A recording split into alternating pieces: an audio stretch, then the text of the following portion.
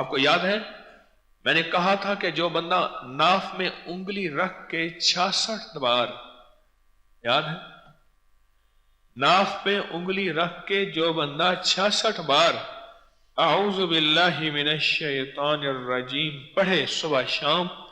دنیا کا کوئی عیب ہے اس کا اور وہ اس کو جان نہیں چھوڑتا،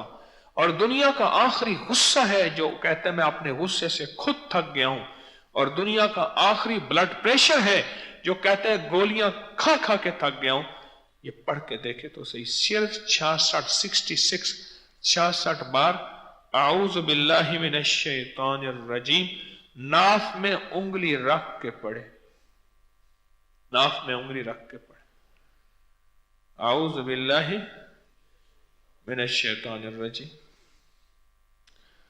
ناف میں انگلی رکھ کے پڑھے صبح شام۔ اس نے پتہ کیا کیا؟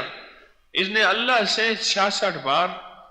اللہ سے پناہ مانگی ہے، مولا تیری پناہ میں آنا چاہتا ہوں، تیری چھتری رحمت، تیری برکت اور تیری حفاظت میں آنا چاہتا ہوں، اور اللہ یہ مصیبتیں، یہ مسائل، یہ مشکلات، یہ پریشانیاں،